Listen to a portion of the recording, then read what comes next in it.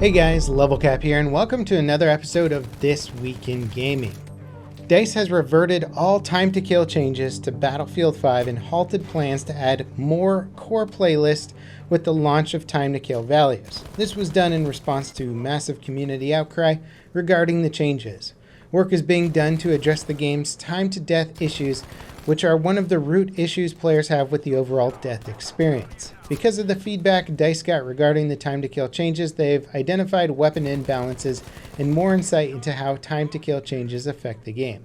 Extensive network testing was also conducted by Battle Nonsense in conjunction with DICE developers. He posted a YouTube video with his findings this week. A link to the video and my thoughts on this video are in the description. Battlefield 5 got 3 new weapons this week, 2 login bonus guns, and a new Tides of War progression unlock. The Ruby Rolls 1918, the M1897 pump action shotgun are available to all players that log in before January 3rd.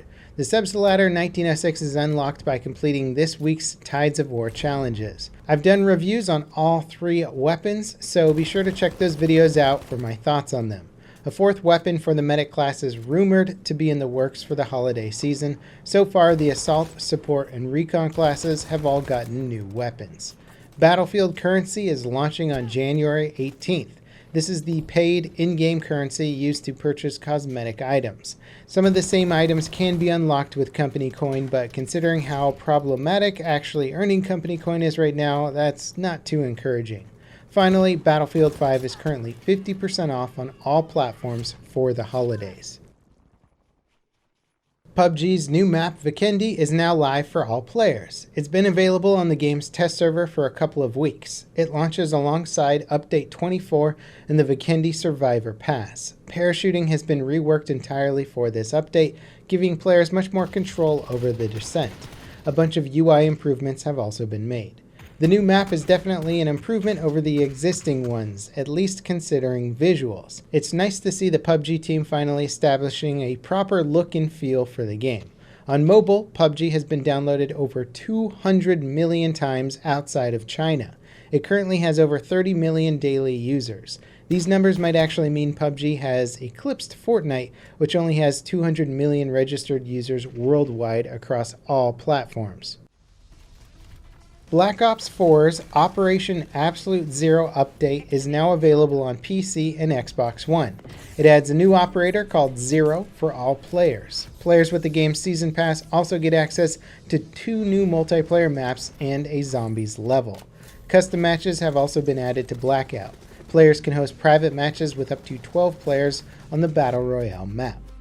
The annual winter update for CSGO is here. It includes a snowy variant of the hostage map, Militia. Chickens are sporting their festive sweaters on all maps, and the C4 is gift-wrapped as well. As with any Steam sale, dozens of high-profile games are available at steep discounts with hundreds of other games on sale as well.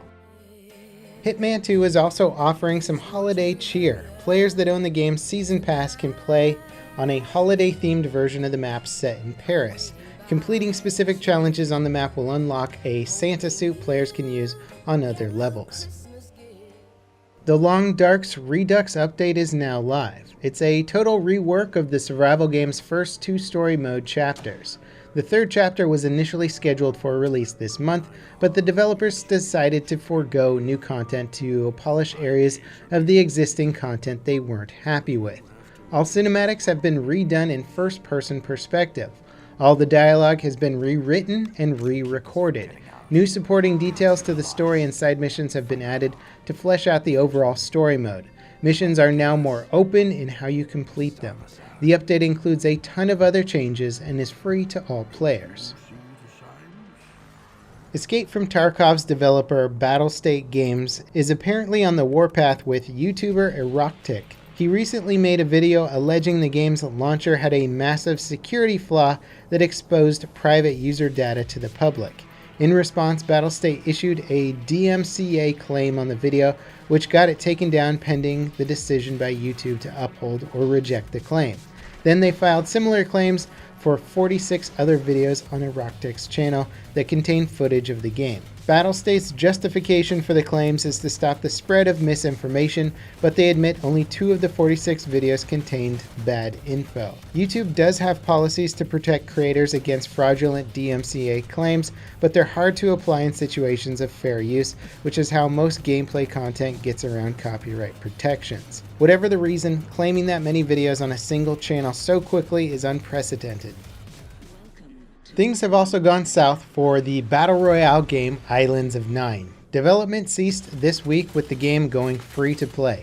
It launched earlier this year as a Steam Early Access title. Despite having a decent player base at launch, the game's population quickly dwindled, dropping into the single digits in just a few months. Competition from more popular Battle Royale games and the lack of significant updates is likely to blame for the game's demise. The good news is servers for the game will remain online indefinitely. Going free to play has also caused a spike in players, making it possible to find matches once again. What Islands of NYNE lacked in originality, it made up for being one of the few fast-paced Battle Royale games on the market. With Blackout now filling that role to a certain extent, it's unlikely we'll see a resurgence for Islands of NYNE. It had some of the markings of a good game, but more untapped potential than anything else. Warframe had some massive updates this year and is getting a space travel expansion sometime next year. But 2018's not over yet, and the game just got a pretty nice update. Called The Prophet Taker, the update adds a boss fight to the game's Fortuna expansion.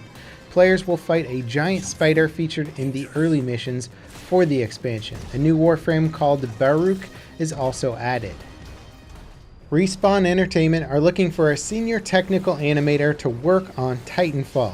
This follows a series of job postings for other roles at the studio focused around Titanfall. EA's CEO confirmed the developer is working on 2 new games, one being a Star Wars shooter. All this means it's likely we'll see a Titanfall 3 sometime soon. 2016's Titanfall 2 was praised for its fresh single-player campaign and excellent multiplayer, but launched against several major annual titles like Battlefield 1 and Call of Duty. Needless to say, the crowded release window hurt the overall sales. The developers of The Vanishing of Ethan Carter recently uploaded teaser footage of their new game, WITCHFIRE. Ethan Carter was one of the first games to make heavy use of photogrammetry, a process of photographing real-world objects and turning them into game assets. It was stunning in 2014 and still looks pretty incredible today.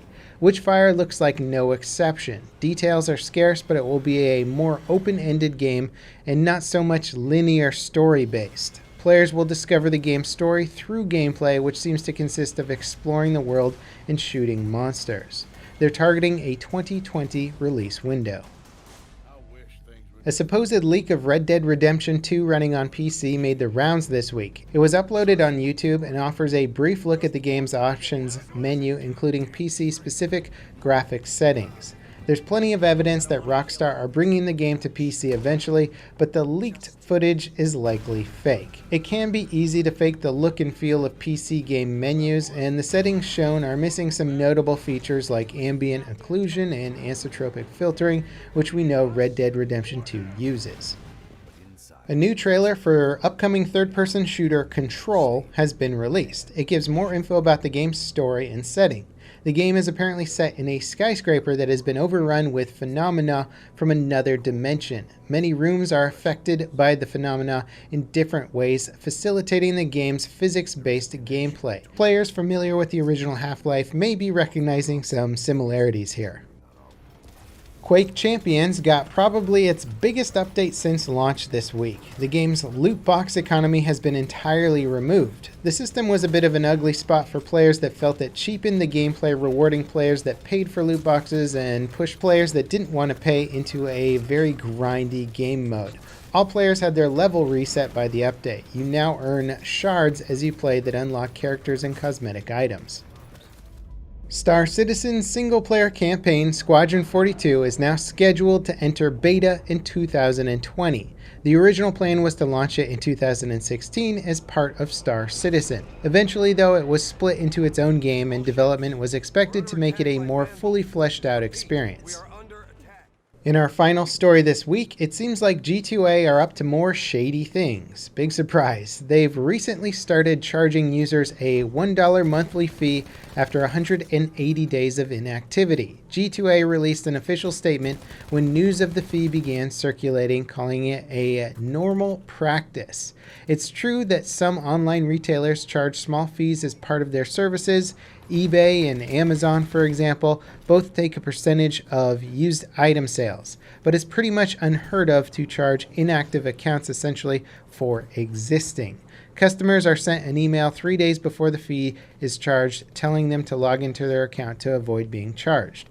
Considering G2A's long-standing history of shady business practices that hurt both customers and game developers, it's no surprise that they've continued to double down on being one of the worst online marketplaces out there.